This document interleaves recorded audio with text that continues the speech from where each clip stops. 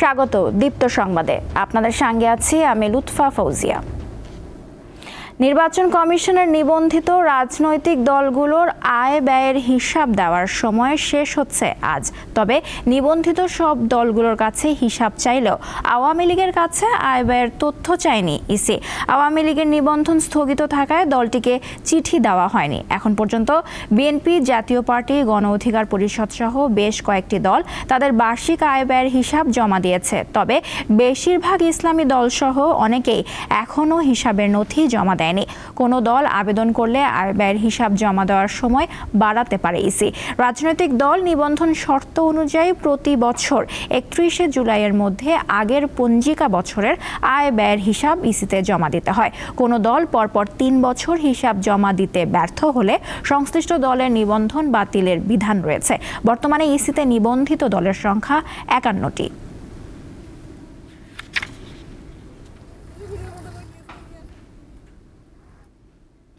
চলতি 2025-2026 অর্থ বছরের প্রথমার্ধের জন্য মুদ্রানীতি আজ ঘোষণা করবে বাংলাদেশ ব্যাংক।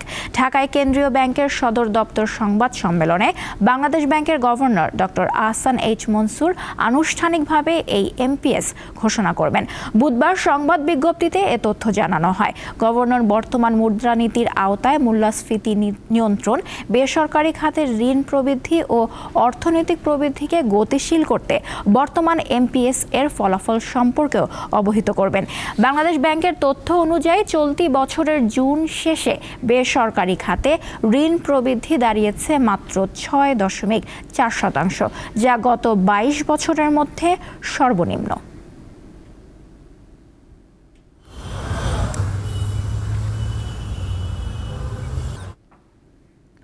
ব্লগার ও লেখক অভিজিৎ রায় হত্যা মামলায় যাবজ্জীবন কারাদণ্ডপ্রাপ্ত শফিউর রহমান ফারাবীকে জামিন দিয়েছে হাইকোর্ট।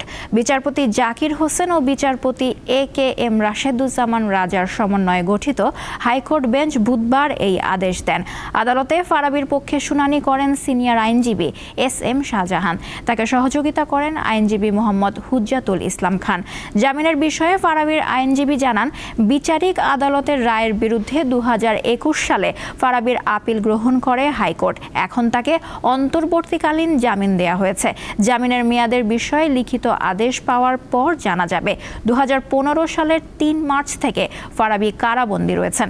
2015 সালের 26শে ফেব্রুয়ারি রাতে ঢাকা বিশ্ববিদ্যালয় এলাকায় প্রকাশ্যে কুপিয়ে হত্যা করা হয় মুক্তমনা ব্লগার, প্রতিষ্ঠাতা ও লেখক অভিজিৎ রায়কে।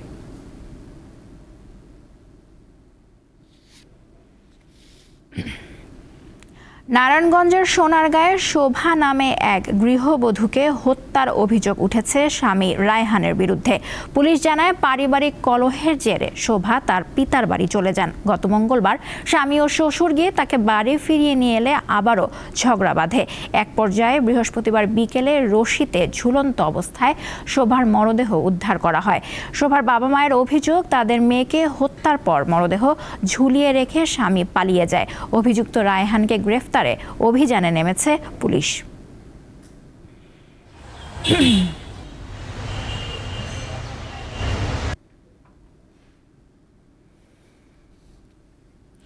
আজ 31শে জুলাই। গত বছর এই দিনে শেখ হাসিনার সরকার বিরোধী আন্দোলনে উত্তাল হয়ে ওঠে সারা দেশ। শুরু হয় মার্চ ফর জাস্টিস। কারফিউ ভেঙে শিক্ষার্থীদের সাথে আন্দোলনে যোগ দেন সারা দেশের আইনজীবীরাও। মার্চ ফর জাস্টিস কর্মসূচিতে যোগ দিতে বেলা 12টার দিকে দোয়েল চত্বরে জড়ো হতে থাকেন শিক্ষক শিক্ষার্থীরা। আন্দোলনে যুক্ত হয় বুয়েটের তরুণরাও। পুলিশি বাধা উপেক্ষা করেই হাইকোর্টের অভিমুখে যেতে থাকে মানুষের স্রোত। এ সময় আটক করা হয় বেশ কয়েকজনকে। এছাড়া কারফিউয়ের শেকল ভাঙা হচ্ছিল গোটা দেশ জুড়েই। রাস্তায় নামেন সারা দেশের শিক্ষার্থী, শিক্ষক, আইনজীবী আর নানা শ্রেণীর পেশার মানুষ। চট্টগ্রামে আইনজীবীদের সহায়তায় আদালত প্রাঙ্গণে চলে আন্দোলন। এছাড়া রাজশাহী, খুলনা, দিনাজপুর, ময়মনসিংহ, টাঙ্গাইল সহ সারা দেশের পরিস্থিতি সেদিন প্রায় এক ছিল। এদিকে বিক্ষোভে শিক্ষার্থীদের ওপর গুলি না করার নির্দেশনা চেয়ে করা রিটের শুনানি কৌশলে এড়িয়ে যাওয়া হয়। বলা হয়, হাইকোর্ট বেঞ্চের এক বিচারপতি অসুস্থ, তাই হবে না শুনানি।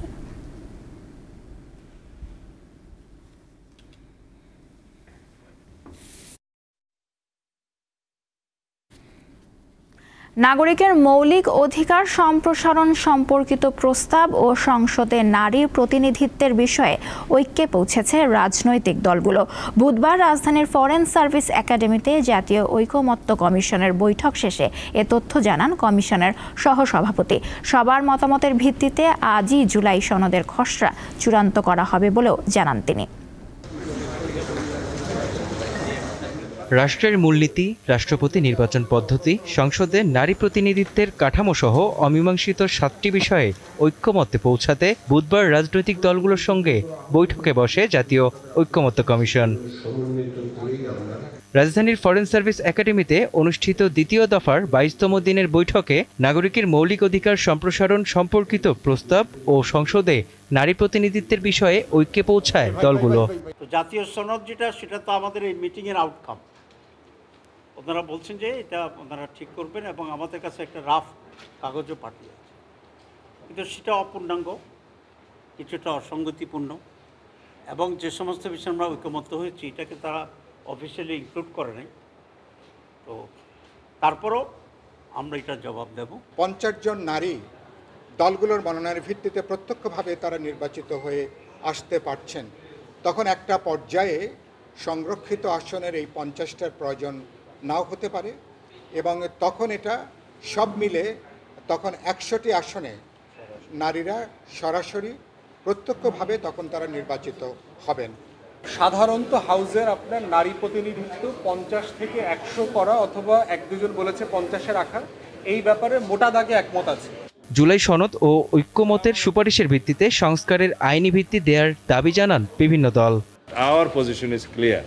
আমরা চাই নারী আসন 100তে উন্নীত হোক, পর্যায়ক্রমে হোক বা এখনই হোক, সরাসরি হোক, কিন্তু আমাদের প্রস্তাব এখনই আমরা 50 সংরক্ষিত আসন প্লাস আরও 50টা দিয়ে 100 করতে চাই। যদি সরকার জুলাই ঘোষণাপত্র প্রদান করতে ব্যর্থ হয়, সেক্ষেত্রেই আমরা স্ব-উদ্যোগী হয়ে বাংলাদেশের জনগণকে সাথে নিয়ে ফ্যাসিবাদ বিরোধী সকল পক্ষকে একসাথে নিয়ে আমরা জুলাই ঘোষণাপত্রের দিকে অগ্রসর হব। আর জুলাই সনদের যে খসড়া, একেবারে প্রাথমিক খসড়া ঐক্যমত্য কমিশনের তরফ থেকে আমাদের কাছে হাজির করা হয়েছে, তার ব্যাপারে ফরমাল যে বক্তব্য সেটা আমরা কমিশনের কাছে উত্থাপন করব। তবে মোটা দাগে আমরা এই কথাটা বলছি যে সেখানে 2 বছর সময় নিয়ে সেটা বাস্তবায়নের কথা বলা হয়েছে। আমরা তার ঘোরতর বিরোধিতা করছি। জাতীয় যে সনদ বা জুলাই সনদ, এটি নিয়ে ইতিমধ্যে রাজনৈতিক দলগুলো আমাদের জায়গা থেকে, অন্যান্য দলগুলো তাদের জায়গা থেকে তীব্র প্রতিবাদ জানিয়েছে, আপত্তি জানিয়েছে, আমরাও জানিয়েছি। আলোচনা শেষে কমিশনের সহসভাপতি জানান, অমীমাংসিত বিষয়ে আগামীকালের মধ্যে সিদ্ধান্ত নেওয়া হবে। একটা বড় সংখ্যক দল ইতিমধ্যে সে বিষয়ে আমাদেরকে অবহিত করেছেন, জানিয়েছেন, তাদের লিখিত সংশোধনী সংযোজনী আমাদেরকে জানিয়েছেন। কমিশন আগামীকাল এগুলো পর্যালোচনা করে যে সমস্ত ক্ষেত্রে যা যা প্রয়োজনীয় সংশোধন সংযোজন সেগুলোর উপর কাজ করবে। জুলাই সনদ চূড়ান্ত করতে সবার আন্তরিক হওয়ার আহ্বান জানান তিনি। প্রায় সকল দল একমত। মেহেদী হাসান, দীপ্ত সংবাদ, ঢাকা। জানিয়ে দিব আবহাওয়ার খবর। রাত থেকে থেমে থেমে বৃষ্টি ঝরছে রাজধানী ঢাকায়। আকাশ জুড়ে রয়েছে মেঘের ঘনঘটা। আবহাওয়া অধিদপ্তরের পূর্বাভাস বলছে, বৃহস্পতিবার সারাদিনই ঢাকার আকাশ মেঘলা থাকতে পারে। সেই সঙ্গে হালকা থেকে মাঝারি ধরনের বৃষ্টি অথবা বজ্রসহ বৃষ্টির সম্ভাবনা রয়েছে। এদিকে পটুয়াখালীর কুয়াকাটা সংলগ্ন বঙ্গোপসাগর বেশ উত্তাল রয়েছে। সমুদ্রের ঢেউয়ের তীব্রতা বেড়েছে। উপকূলীয় এলাকায় গুড়ি গুড়ি বৃষ্টিপাত অব্যাহত রয়েছে। স্বাভাবিকের চেয়ে উঁচু জোয়ারের পানিতে তলিয়ে গেছে অনেক স্থানের আমনের বীজতলা। প্রায় একই আবহাওয়া বিরাজ করছে বরগুনাতেও। রাতভর বৃষ্টিতে দুর্ভোগে খেটে খাওয়া মানুষগুলো।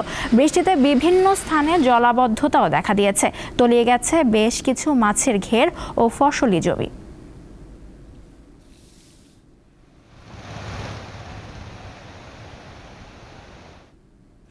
সাভারের জিঞ্জিরায় গড়ে তোলা হয়েছে কুকুরের ক্যান্সার চিকিৎসা ও পুনর্বাসন কেন্দ্র।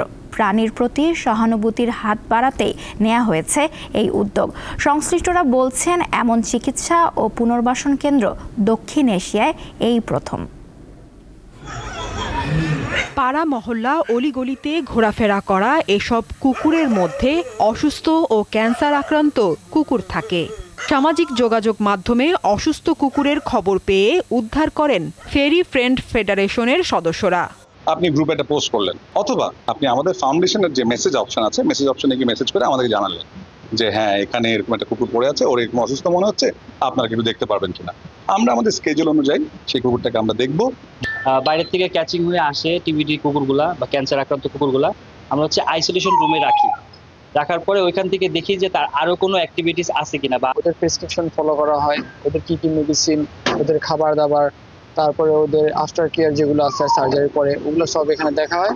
আর ওই যে আপনার কেমো সাইটটা যেটা আর কি, ওটাতে আপনার কুকুর আসলে আমরা উইকে একবার করে কেমো দিই আর কি, 5 সপ্তাহ কি 6 সপ্তাহের মতো সময় লাগে, তার মধ্যে সুস্থ হয়ে যায়। উদ্ধারের পর নেওয়া হয় ক্যান্সার চিকিৎসা ও পুনর্বাসন কেন্দ্রে। পরম যত্নে কয়েকটি ধাপে আধুনিক চিকিৎসা দিয়ে সুস্থ করে তোলা হয় এসব প্রাণীকে। সুস্থ হওয়া কুকুর আবার ছেড়ে দেওয়া হয় আগের পরিবেশে। মহৎ এই কাজে অংশ নিতে পেরে উচ্ছ্বসিত প্রাণীপ্রেমীরা। ইটস অ্যামেজিং যে এরকম একটা উদ্যোগ যে নেওয়া হয়েছে বাংলাদেশের মতো জায়গায়। কুকুরগুলোর যখন অসুখ ধরা পড়ে ওদের মেরে ফেলা ছাড়া কিন্তু আর কোনো উপায় থাকে না। আশা করছি ওদের একটা সুন্দর আমরা ভবিষ্যতের দিকে ওদেরকে নিতে পারবো, সুস্থ করতে পারবো। দোয়া করি এই ইনিশিয়েটিভ আরো বড় হোক আস্তে আস্তে। কর্তৃপক্ষ জানায় অলাভজনক এই প্রতিষ্ঠানে শুধু কুকুর নয়, অসুস্থ, বেওয়ারিশ, বিড়াল সহ অন্যান্য প্রাণীর চিকিৎসা ও পুনর্বাসন সেবা দেয়া হচ্ছে। মানবিক দৃষ্টিকোণ থেকে এসব কাজ করার কথা জানান এই প্রাণীপ্রেমী। ক্যানাইন ক্যান্সার সেন্টার এবং রিহ্যাবিলিটেশন সেন্টার বলছি, এটা বাংলাদেশে না সাউথ এশিয়াতেই ফার্স্ট টাইম।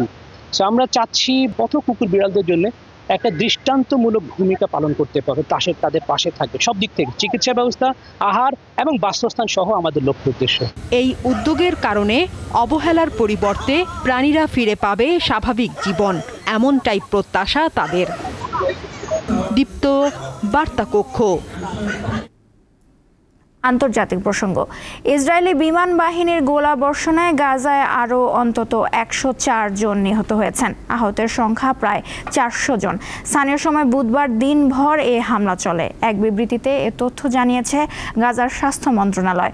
2023 সালের অক্টোবর থেকে গাজায় অভিযান শুরু করে ইসরায়েল। এতে গাজায় মোট নিহতের সংখ্যা পৌঁছেছে 60,138 জনে। ইসরায়েলে এই আগ্রাসনের মধ্যে এবার ফিলিস্তিনকে স্বাধীন রাষ্ট্র হিসেবে ঘোষণার পরিকল্পনা জানিয়েছে কানাডা। দেশটির প্রধানমন্ত্রী মার্ক কার্নি বুধবার এক সংবাদ সম্মেলনে জানান, গাজায় মানবিক বিপর্যয় দিন দিন তীব্র হচ্ছে এবং এই প্রেক্ষাপটে কানাডা আগামী সেপ্টেম্বরে জাতিসংঘের সাধারণ পরিষদের 80তম অধিবেশনে ফিলিস্তিনকে স্বীকৃতি দেওয়ার বিষয়টি বিবেচনা করছে। এর আগে ফ্রান্স ও যুক্তরাজ্যও একই পরিকল্পনার কথা জানায়।